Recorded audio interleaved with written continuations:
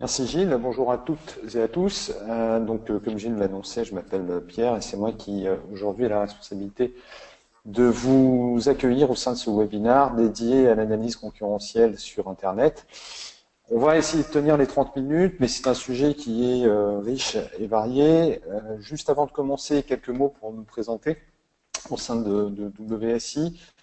Nous sommes une agence d'origine, enfin une entreprise d'origine canadienne qui a aujourd'hui plus de 20 ans d'expérience, qui a une présence internationale dans un peu plus de 80 pays au travers de 1000 agences. Et c'est surtout une une entreprise qui, du fait de son intériorité, bénéficie d'une écoute et d'un dialogue avec les entreprises leaders de l'industrie du numérique, dont nous sommes aujourd'hui partenaires, tels que Google, Microsoft, HubSpot ou encore Constant Contact, pour n'en citer que quelques-uns. La singularité de notre démarche, c'est de penser que face au développement du nombre d'internautes et au développement du nombre de sites internet, l'enjeu pour l'entreprise réside moins dans les outils que dans la stratégie qui va permettre d'animer et de mettre en interaction l'ensemble des outils dans un objectif de business. Pour ce faire, nous avons développé un certain nombre de services, dont le diagnostic web concurrentiel. Les autres services tournent autour de la stratégie, de tout ce qui est site, référencement, réseaux sociaux et également mobile. Pour en revenir donc à la partie stratégique et plus précisément au diagnostic web concurrentiel, la question du jour est de savoir qu'est-ce qu'un diagnostic web concurrentiel et à quoi cela peut bien servir. Pour répondre de façon précise, c'est une méthode qui va vous apporter une vision assez détaillée de la façon dont votre entreprise et vos concurrents utilisent Internet pour promouvoir leurs produits et leurs services. C'est une démarche qui est très riche et on a fait le choix au sein de WSI aujourd'hui de partager une méthode qui s'est enrichie au cours de ces 20 dernières années au travers de plus de 30 000 cas clients et qui se décrit en 4 étapes qui sont 4 étapes consécutives. La première étape consiste à définir son environnement concurrentiel. Et oui, on va parler de concurrents, donc autant savoir quel est le périmètre de notre concurrence. La première erreur que font la plupart des gens en attaquant ce type d'exercice, c'est de considérer qu'en fait, leurs concurrents en ligne sont les mêmes que dans le monde physique. La deuxième partie, c'est de mesurer ses performances et les comparer à ces fameux concurrents. Maintenant qu'on sait quels sont nos concurrents, on va pouvoir s'évaluer et évaluer également leurs performances sur Internet. La troisième partie consiste à analyser les forces et faiblesses de chacun pour au final pouvoir mettre en place le meilleur plan d'action possible. Rentrons tout de suite dans le vif du sujet et essayons de comprendre comment définir son environnement concurrentiel. Plutôt que de vous dérouler la méthode point par point, j'ai pris le parti de vous présenter une sorte d'étude de cas qui est inspirée d'un cas réel, puisqu'il s'agit d'un de mes prospects. Et le premier exercice consiste, lorsque vous lancez dans ce diagnostic concurrentiel, à bien être clair sur quels sont vos produits et vos services. Pourquoi? Tout simplement parce que chacun de ces produits et ces services vont être le point de démarrage, puisque vous allez les passer dans ce fameux outil de Google, qui est Google AdWords, avec l'option planificateur de mots-clés, qui va vous permettre d'identifier, en fonction de votre secteur d'activité et des différents produits et services que vous pouvez proposer, un ensemble de mots-clés. L'idée finale, c'est de comprendre comment vos consommateurs, comment vos visiteurs vont vous chercher et chercher vos services sur Internet pour ensuite pouvoir comprendre qui peut répondre aux mêmes propositions que vous. On va donc, au travers de Google AdWords et de son outil planificateur des mots-clés, déterminer une liste stratégique des mots-clés référents de votre secteur d'activité. Attention, dans le cas présent, vous voyez, donc on est sur une entreprise, pardon, je ne vous ai pas présenté, on est sur une entreprise qui est spécialisée dans le négoce de fer et de ferronnerie au travers de différentes choses qui sont à la fois des matériaux bruts tels que le fer et l'acier, mais également des produits finis tels que des portails ou encore des produits de ferronnerie. Donc, le risque, disais-je, c'est, une fois que vous avez vos mots-clés, de vous disperser. Vous voyez que dans le cas présent, on a réussi à identifier un peu plus de 3000 mots-clés. Si j'essaie de mener mon analyse concurrentielle sur l'intégralité de ces mots-clés, autant vous dire que je ne vais pas revoir la fin. L'idée est donc de se concentrer sur une dizaine de mots-clés maximum sur chacun de vos secteurs d'activité. Une fois que ceci est fait, vous avez deux options. L'étape maintenant, c'est de comprendre, lorsque je vais taper ces fameux mots-clés dans un moteur de recherche, qui va ressortir, est-ce que j'en fais partie et quels sont les concurrents qui ressortiront le plus souvent. Deux solutions donc. La première, qui est extrêmement laborieuse mais qui a le mérite d'être 100% gratuit, c'est de taper chacun des mots-clés que vous allez sélectionner, donc cette fameuse liste de 10 à 30 produits maximum, de rentrer chacun des mots-clés dans le moteur de recherche de Google, de telle façon à analyser les résultats de recherche. Et vous pouvez, en parallèle de ça, vous construire un petit tableur Excel pour répertorier, concurrent par concurrent, leur nom, mot-clé par mot-clé, s'ils sortent en organique, sous forme d'annonce, ou encore au travers de Google Shopping. La deuxième méthode est un peu moins laborieuse, beaucoup plus rapide. C'est une méthode qui consiste à utiliser une application type SEMrush. Donc, il en existe d'autres. Hein. Vous avez par exemple SimilarWeb, Yuda ou encore Searchmetric. Ces applications ont toutes leurs inconvénients et leurs avantages. Pour ma part, j'ai plutôt tendance à utiliser SEMrush. Il faut savoir que vous avez accès en général à des versions qui sont des versions gratuites de démonstration, mais qui restent extrêmement limitées, qui ne vous permettront peut-être pas de couvrir l'intégralité des étapes que nous allons décrire à présent.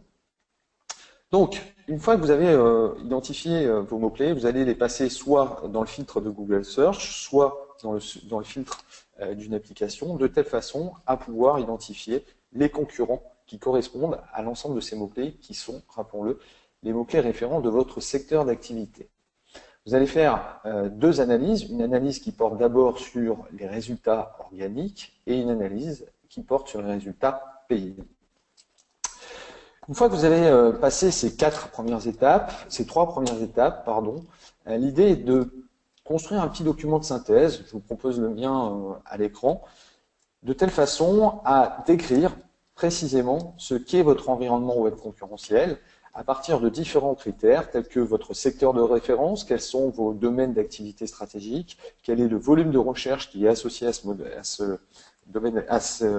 ces domaines d'activité stratégique et quels sont les mots-clés en termes de volume qui peuvent être considérés. L'idée, c'est derrière d'aller consigner ces mots-clés, en tout cas le top 20 des mots-clés qui sont ressortis dans la première étape de ce diagnostic. Bien formaliser quels sont vos concurrents organiques et vos concurrents payants, de telle façon à pouvoir, à chaque étape du diagnostic concurrentiel, en cas de question, vous référer à cet élément de synthèse.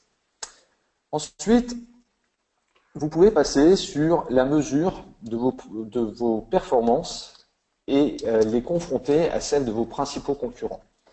Le point de départ, c'est une chose sur laquelle j'attire votre attention, c'est qu'il est possible de partir dans tous les sens si vous ne vous posez pas 5 minutes pour définir quels sont vos objectifs et quels sont les points que vous allez mesurer pour définir votre performance. En règle générale, il y a deux grandes catégories. Il y a un ensemble de KPI qui va vous permettre de définir la capacité que vous avez et qu'ont vos concurrents à créer un trafic qui soit un trafic qualifié. Vous allez donc analyser le trafic par le prisme du volume et des sources, mais également réaliser une audit SEO, une audit SEM, une audit de vos réseaux sociaux, voire de votre réputation. La deuxième grande partie consiste à déterminer votre capacité à convertir un visiteur. Pour ce faire, il va falloir procéder en 3 étapes, une audit de votre site web, une audit de l'expérience du visiteur sur votre site web et enfin un inventaire de votre contenu, une sorte de mini audit de contenu.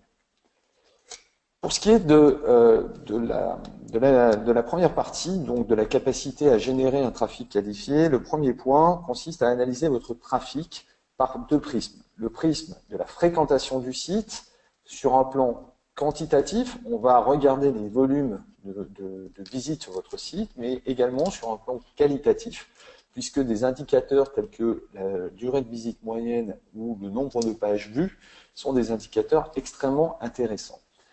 Le taux de rebond également peut vous dire si oui ou non un visiteur qui arrive sur votre page est intéressé par le message que vous allez lui délivrer. L'idée, c'est de pouvoir chiffrer indépendamment chacun de ces critères, c'est-à-dire de lui attribuer une note en fonction de votre résultat par rapport à chacun de vos concurrents. Votre concurrent fait mieux, vous allez cibler 5 concurrents, un de ces 5 concurrents est leader sur un des points cités ici, vous allez lui attribuer une note de 5, qui est le nombre de points maximum, et pour celui qui fera moins bien, une note de 1. Tous les éléments que nous allons passer en revue aujourd'hui vous permettent d'avoir cette démarche de quantifier chacun des éléments de telle façon à créer un scorecard et pouvoir déterminer de façon très précise quelles sont les forces et faiblesses de vos concurrents, quelles sont vos forces et faiblesses et quels sont vos axes d'amélioration. Donc une fois que vous avez appréhendé le trafic sous l'angle de la fréquentation du site, il est également intéressant de s'intéresser aux sources de ce trafic. En général, il en existe plusieurs. Le trafic, les sources directes, c'est-à-dire les gens qui vont directement taper votre adresse web dans leur barre de recherche, dans leur barre d'adresse, pardon, tout ce qui est généré par les campagnes emailing, tout ce qui est site référent ou backlinking, le trafic que vous amènent les réseaux sociaux, quelle est la part de trafic organique, quelle est la part de trafic payant, et est-ce qu'aujourd'hui, vous ou l'un de vos concurrents fait de la publicité au travers de la publicité display. Sur chacun de ces items, vous allez évoluer votre part de marché, c'est-à-dire que vous allez évoluer la part de trafic de votre site internet qui est générée par l'une ou l'autre de ces sources de trafic. L'idée, là encore, c'est de pouvoir identifier de façon très claire si vos concurrents sont plus à même que vous sur un biais ou par un autre à amener du trafic sur leur site internet. Vous allez également vous intéresser à la partie SEO, c'est-à-dire en premier point à la visibilité. La visibilité que votre site internet, que vous avez sur la toile. Et pour ce faire, il va falloir passer sur un petit graphique qui vous est présenté ici et qui prend en compte non seulement le nombre de mots-clés payants que vous avez pu identifier, vos positions sur le top 20, c'est-à-dire sur les 20 premières pages les 20 premiers résultats de recherche, le nombre de pages indexées dans les moteurs de recherche et qui correspondent à votre site, et également le nombre de liens en retour qui adressent le visiteur vers votre site. 3 autres éléments à considérer, votre fameuse PageRank au niveau national, c'est-à-dire en fait le classement de votre site parmi tous les sites français. C'est simplement son ranking. Vous allez également devoir considérer la pertinence, en tout cas, la façon dont se positionne votre site web par rapport à ses concurrents sur une liste précise, la fameuse liste de 20 mots-clés, 20 à 30 mots-clés qu'on a définis précédemment, comment vont se positionner chacun de vos concurrents. Et puis enfin, vous allez établir en fait votre part de marché sur tout ce qui est backlinking, c'est-à-dire en fait sur l'ensemble des sites considérés, à savoir le vôtre et celui de votre concurrent, vous allez déterminer qu'il y a un certain nombre de liens de retour. Est-ce que vous êtes le porteur de la plupart de ces liens ou est-ce que vos concurrents sont beaucoup plus pertinents sur ce point? Une fois que ceci est fait, vous allez pouvoir aborder le SEO par d'autres items, par d'autres prismes, tels que celle des positions sur les mots-clés naturels, sur les mots-clés organiques, votre position également sur les mots-clés payants, et puis portez surtout une bonne attention à l'architecture de vos campagnes, c'est-à-dire au nombre nombre d'annonces qui apparaissent dans les différents outils dont je vous ai parlé tout à l'heure, à savoir SEMrush, SimilarWeb, Youdá ou autres, et également la structure dont sont agencées ces annonces. Cet exercice est à faire bien entendu en ce qui vous concerne, mais également pour l'intégralité de vos concurrents. Une fois que tout ceci est fait, un des derniers points concernant la capacité à générer du trafic est d'aborder les réseaux sociaux. Alors c'est extrêmement compliqué de trouver un outil qui soit pertinent pour aborder les réseaux sociaux. La meilleure méthode reste encore de le faire manuellement, et pour cela, afin de ne pas perdre son temps et de ne pas trop se disperser, vous avez ici présenté un ensemble de KPI qui sont pertinents pour l'évaluation de votre position sur les réseaux sociaux et celle de vos concurrents. Troisième point consiste à évaluer votre capacité de conversion. Eh bien oui, lorsque vous êtes capable de ramener du trafic sur votre site, encore faut-il que vous soyez capable d'utiliser ce trafic, en tout cas, c'est-à-dire de l'amener à réaliser une action que vous aurez précédemment déterminée. Pour évaluer votre capacité de conversion par rapport à vos concurrents, le plus simple est de réaliser au travers d'un outil. Là encore, vous allez pouvoir en trouver en version de démonstration sur le web. Alors là, tous ne sont pas 100% ouverts et beaucoup de limites sont apposées à ce type de version. Néanmoins, vous arriverez certainement à établir un panorama complet, en tout cas une vue générale de la qualité de votre site et de celle de vos concurrents par rapport à plusieurs items qui sont l'accessibilité, le contenu, la dynamique marketing et la qualité de la technologie inclus dans votre site et ceux de vos concurrents. L'idée derrière, c'est de savoir lister toutes les forces et les faiblesses qui font la qualité de ce site. Autre point qui là relève beaucoup plus du qualitatif, c'est-à-dire d'une analyse personnelle de votre site et de celle de vos concurrents au travers d'une liste de questions qui sont présentées ici. L'idée, c'est de déterminer un ensemble de points qui va être révélateur de l'expérience que peut avoir votre visiteur lorsqu'il va atterrir sur votre site ou sur celui de l'un de vos concurrents. Les questions à vous poser sont par exemple de savoir si l'accès à l'information est simple ou si la profondeur de page pour accéder à une information capitale telle qu'une fiche produit est extrêmement compliquée. Quels sont les appels à l'action qui sont présents ou non sur votre site, comment vous pourriez améliorer l'engagement du visiteur au travers de la possibilité, par exemple, de syndiquer des contenus sur les réseaux sociaux, de partager votre page, de liker, etc., etc. Bref, vous allez analyser point par point ce qui fait l'expérience, en tout cas la réussite de l'expérience d'un visiteur sur votre site et sur ceux de vos concurrents, de telle manière à pouvoir les quantifier et les comparer. En termes de contenu, le contenu reste un critère important dans la capacité de conversion d'un site. Nous vous proposons de suivre le raisonnement suivant, un peu comme sur les réseaux sociaux, c'est-à-dire de lister l'ensemble des contenus disponibles pour chacun de vos concurrents, en tout cas des acteurs de votre environnement concurrentiel, que ce soit sur son site, que ce soit sur son blog, le nombre de PDF en circulation, le nombre d'images auxquelles vous arrivez à accéder pour chacun d'entre eux.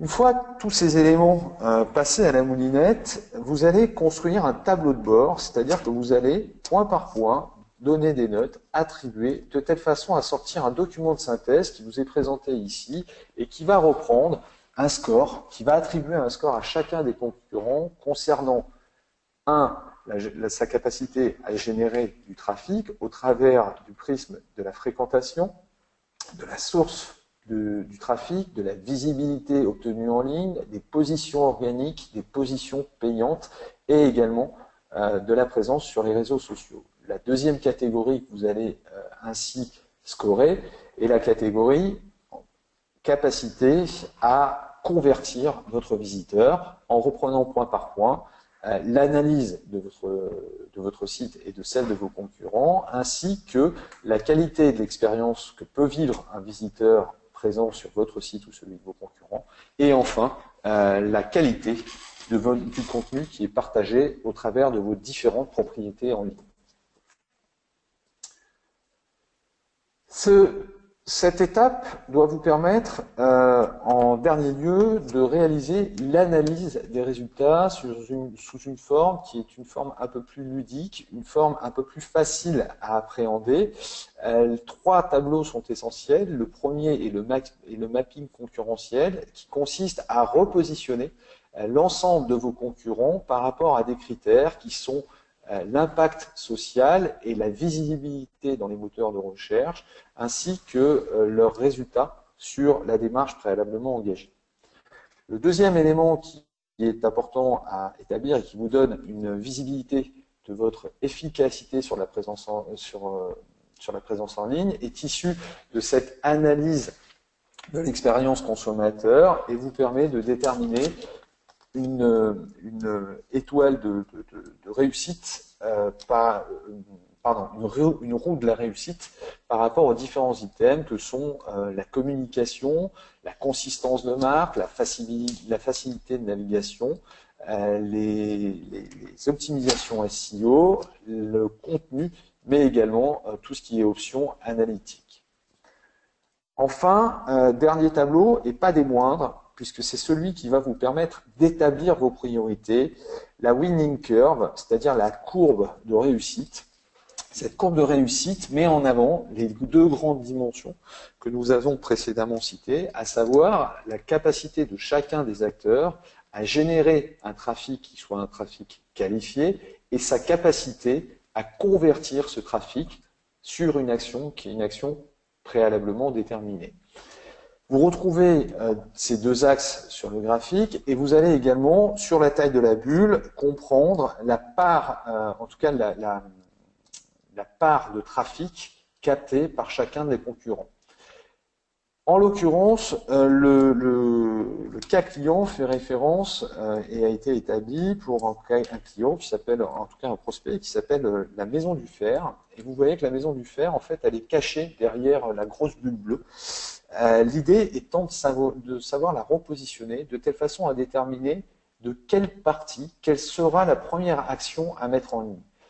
Pour rejoindre cette fameuse courbe de réussite, quelle est l'opération la plus rapide à mettre en œuvre? Est-ce que la distance par rapport à est-ce que j'ai beaucoup de distance par rapport à ma capacité à générer du trafic, ou est-ce que c'est plutôt la capacité de conversion en ligne qui est compliquée à atteindre? En choisissant d'aller plutôt sur un axe, plutôt sur un autre, je vais pouvoir établir des priorités afin derrière de mettre en place un document un listing en fait des directions, des actions à accomplir qui sera un élément préparatoire de mon plan d'action. Quelques clients, quelques exemples de clients qui ont testé cette méthodologie avec nous, et donc j'en ai sélectionné trois qui sont une société de traduction et d'interprétation, Ansys qui est un éditeur de logiciels, Andrézy Confiture et Plastiform qui réalise des empreintes dimensionnelles. Ces quatre clients ont, pour des motifs divers et variés, eu recours au diagnostic web concurrentiel. Je dis des raisons diverses et variées, tout simplement parce que le diagnostic concurrentiel peut se mettre en place à différents stades de votre développement sur Internet. Imaginons en amont, vous êtes un primo-accédant sur le web, vous vous interrogez sur la bonne stratégie à mettre en place. L'analyse web concurrentielle va vous permettre de déterminer avec précision quels seront vos concurrents, quelle est leur stratégie actuelle et quelles sont les opportunités qui s'offrent à vous pour pouvoir prendre l'avantage sur ces concurrents ou en tout cas émerger assez rapidement au sein de cet univers concurrentiel. Le deuxième cas de figure consiste plus en aval de votre lancement de site internet, que ça soit quelques mois plus tard, que ça soit quelques années après, à vous poser cet ensemble de questions de telle façon à bien considérer l'évolution de votre stratégie, à reconsidérer vos forces et vos faiblesses par rapport à un environnement concurrentiel qui est en perpétuelle évolution. Chacun de ces clients a vécu une expérience différente, mais chacun de ces clients nous a aujourd'hui fait un retour extrêmement positif sur l'apport qu'avait pu avoir cette analyse dans le développement de son business en ligne. Je pense qu'il est temps de passer aux questions. Alors, il y a eu beaucoup de présents aujourd'hui, donc ça c'est une bonne nouvelle, bravo, vous étiez nombreux à participer à ce webinaire, comme quoi c'est un sujet qui vous intéresse de manière importante. Merci déjà Pierre pour cette présentation qui est très très scientifique, on va dire. Ça donne, on se demande s'il y a encore de la place au doute avec cette maîtrise que nous apportent tous ces outils pour effectivement définir une stratégie marketing digital performante. Donc, il y a des gens qui se posent la question de savoir si c'est efficace aussi pour les sites marchands. Est-ce que c'est quelque chose qu'on peut appliquer aux sites marchands? En l'occurrence, l'étude de cas qui était citée est un site marchand. C'est un site qui vend en ligne. En fait, à l'origine, c'est une société de négoce qui est présente sur 3 magasins et qui a développé il y a 6 ans son site internet pour la vente en ligne et donc qui, contrairement à ces magasins, a une couverture nationale. Ce que l'analyse a vraiment fait ressortir sur ce point-là, c'est que c'est un peu une aberration. En fait, ce client s'interrogeait beaucoup sur sa stratégie de référencement payant. Et en fait, au cours de l'analyse, ce qui est ressorti, c'est que pour un site marchand tel que le sien, il y avait un réel intérêt à faire du Google Shopping. Le client ne s'était jamais posé la question et surtout, quasiment aucun de ses concurrents à ce moment-là ne le faisait. D'accord. Wow. Donc, ça s'adresse parfaitement au site marchand. Ok. Donc, ça permet d'identifier des niches que les concurrents n'utilisent pas encore. Il permettra de gagner rapidement identifier rapidement les bonnes actions à mettre en œuvre. Super. Il y a un Marc qui doit être quelqu'un qui a l'habitude de faire marketing, qui me dit, si je comprends bien, avec les outils que vous avez, on n'a plus besoin de faire de panel utilisateur, de faire d'études de marketing. Ça, c'est ça qui a l'air de surprendre. Alors, non, c'est poussé de résumer les choses ainsi. Par contre, c'est une démarche qui est extrêmement consumer-centrique. C'est-à-dire que le point de départ pour comprendre quels sont vos concurrents, c'est pas simplement de regarder à un moment un panel tel qu'on peut l'avoir dans le monde physique avec des panels type, je sais pas, GFK, mais c'est plutôt de se mettre dans la peau d'un consommateur et de se dire, ou en tout cas d'un internaute, et de se dire, voilà, demain un internaute veut venir chercher mes produits, par quel chemin il va arriver chez moi? Et est-ce que c'est bien chez moi qu'il arrive? Donc on n'est pas dans une segmentation préalable telle que pourrait l'avoir un panel. Par contre, on est plus dans l'anticipation alors qu'un panel est plutôt à regarder dans le rétroviseur. L'analyse de ce qu'il y a dans le rétroviseur. Ok. Donc il est déjà midi, le temps passe vite. Ce que je propose, c'est il y a Tanguy qui pose une question qui est passionnante et qui mériterait un webinaire à lui seul. C'est la question, je vais la lire parce qu'elle est quand même intéressante. Au-delà de l'acte d'achat traçable, quels sont les principaux objectifs pour augmenter la capacité à convertir? Je pense que là c'est un sujet qui est énorme. D'ailleurs, nous on vient de notre convention annuelle, on était à Toronto et on a eu un spécialiste qui nous a fait part de son analyse sur les principaux nouvelles innovations à prendre en compte pour optimiser le taux de conversion. Il faut bien distinguer les types d'usages. Est-ce que c'est sur mobile, sur tablette, sur PC, on s'aperçoit qu'il y a aussi une incidence forte. Enfin, c'est un sujet qui est très vaste. On n'aura pas le temps de le traiter maintenant, mais Ouais. les Tanguy, Si, voilà, si vous avez des si je soucis comprends bien la d'optimisation de question de conversion. Tanguy, c'est surtout Ouais. si je comprends bien la question de Tanguy, c'est surtout de savoir est-ce que au final, quand on parle de conversion, on n'est pas surtout dans une logique d'e-business. Attention, un taux de conversion, ça s'adresse à un tas d'actions. En fait, c'est la capacité à faire réaliser une action. Demain, vous faites télécharger une fiche produit, vous faites visionner une vidéo à un client, vous êtes déjà dans de la conversion.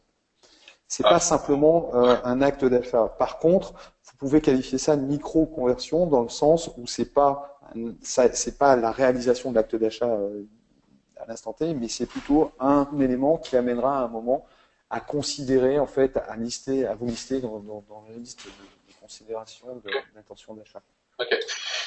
Pierre, il faut qu'on accélère. On avait promis une petite surprise à nos participants là, donc Ouais, on avance. tout à fait. Donc ils ont, Alors, voilà. Donc on juste, a un sondage. avant de passer à la surprise, une petite question. Est-ce que ce séminaire vous a plu déjà? Et au final, quelles sont les questions qui émergent suite à cette prise de parole? Je crois que oui, c'est ça. Vous avez un petit sondage rapide qui vous est proposé. Je vous demande d'avoir l'obligeance d'y répondre. L'idée est de pouvoir calibrer un moment, de bien calibrer en fait notre prestation de service et ce que nous pourrions éventuellement proposer à nos clients. Ok, on a encore vous laisser quelques. Voilà, vous êtes partis. Là, vous avez bien été formés au début. Là, vous répondez rapidement. C'est formidable. Merci à vous tous pour votre réactivité. Vous êtes 50% à avoir voté déjà. C'est sympa. Donc, on va vous laisser encore un petit peu de temps. Et puis après, on passera à la surprise qu'on vous a réservée pour vous remercier d'avoir participé à ce webinaire. Donc, on vous laisse encore un petit peu de temps. On va laisser la minute s'écouler. Mais déjà, il y a une tendance qui se dégage, une tendance forte, et qui, à mon avis, qui montre bien que vous avez participé au bon webinaire, parce que c'était vraiment le sujet de notre webinaire d'aujourd'hui. Donc, je vais partager avec vous les résultats. Alors, fermez le sondage et je vous partage les résultats. Donc, voilà, vous êtes 56% à dire que c'était peut-être qu'on vous aide à évaluer votre capacité à faire du développement via Internet. C'est pas surprenant, hein. C'est vrai que c'est pas simple de se dire est-ce que je me lance sur Internet, est-ce que j'ai vraiment les moyens de mon ambition. Voilà, c'est le moment de se poser les questions et comment on va pouvoir faire pour éviter de se disperser. Donc je pense que Pierre vous a donné pas mal de conseils. 19% à vouloir faire un diagnostic de votre situation actuelle, donc plein dans le sujet. Optimisation de stratégie, c'est pareil, 38%. Peut-être du coaching, formation, ça tombe bien, on adore faire ça. Et 6% autres. Donc voilà, merci d'avoir répondu à ces questionnaires. Votre consultant qui vous a invité à ce webinaire viendra vers vous avec peut-être des idées pour démarrer une prestation pour vous aider à aller plus vite sur ces sujets-là. Ok, on va passer à la suite. Donc Pierre, tu as peut-être encore 2-3 choses à nous dire. Donc on passe à la suite. Ouais. Est-ce que vous êtes encore en mode diaporama? Non, on n'est plus là. Ouais, alors j'ai un petit souci. Voilà. Hop, hop. Alors, on va y arriver. Ouais. Voilà. Oui, on ne vous l'a pas annoncé, mais en fait, il y a une petite surprise qui vous attend, puisque WSI, l'année dernière, a lancé un rendez-vous, qui est un rendez-vous récurrent, et qui est le prochain temps fort de WSI à ne pas manquer, à savoir le Digital Summit, qui aura lieu à Paris le mercredi 14 décembre. Alors ça se passe dans un cadre extrêmement agréable puisqu'il s'agit de l'hôtel Potoki qui appartient à la CCI Île-de-France, partenaire de l'événement. L'événement en fait consiste à une série de tables rondes, 7 tables rondes exactement, conclu, donc ça se passe sur un après-midi et c'est conclu en soirée par la remise des palmes e-commerce organisée par la CCI Île-de-France. Et donc, si je vous parle de ça, en fait, c'est simplement que, exceptionnellement, pour vous remercier d'avoir participé à ce webinaire, surtout ne les bruitez pas trop, parce que c'est quand même un investissement. On va vous offrir l'inscription, si vous le souhaitez, l'inscription gratuite à ce webinaire pour ce faire, pardon, à ce Digital Summit. Pour ce faire, c'est assez simple. Il suffit de vous connecter à l'adresse qui est affichée sur le slide, à savoir www.wsidigitalsummit.fr. Vous allez avoir accès à une billetterie et dans cette billetterie, il vous suffit d'utiliser le coupon. Le coupon est celui qui est présenté ici, DS201 Webinar 1, pour avoir une inscription 100% offerte. Pour information, la valeur de cette inscription est une valeur de 250 €. Et c'est romantique ce code coupon, hein. DS 2016 Webinar 1, franchement, on sent que c'est un grand romantique qui nous a créé ce code coupon. Ok, super. Bah, merci Pierre. On a pris un petit peu de retard. On a 7 minutes de retard par rapport au timing. J'espère que ça vous a, en tout cas, vous êtes nombreux à être restés jusqu'au bout. Merci à vous pour votre présence, votre participation. Le prochain webinaire, Justine, ce sera quand? Le 17 novembre, me dit Justine. Et donc on aura, et ce sera le sujet portera sur un sujet aussi qui pourra sans doute vous intéresser, c'est sur le social selling, c'est-à-dire comment utiliser correctement les réseaux sociaux comme LinkedIn ou vidéo pour mieux cibler, mieux savoir, enfin mettre en place une nouvelle stratégie de prospection pour à transmettre à vos commerciaux pour développer votre activité via Internet. Voilà, on a plein d'histoires à vous raconter sur Internet, vous en doutez. Ça fait 20 ans qu'on fait ça, on a développé plein de techniques, plein de solutions. Il y en a qui sont vraiment inédites et qu'on réserve à nos clients. Donc n'hésitez pas à vous inscrire. Donc le webinaire sera mis en ligne bientôt sur notre site internet wcmarketinginternet.fr et vous pourrez vous inscrire pour le prochain webinaire. On sera ravis de vous y retrouver. Merci. Alors le code, nous demande Nathalie, c'est le code, c'est tu peux DS 2016.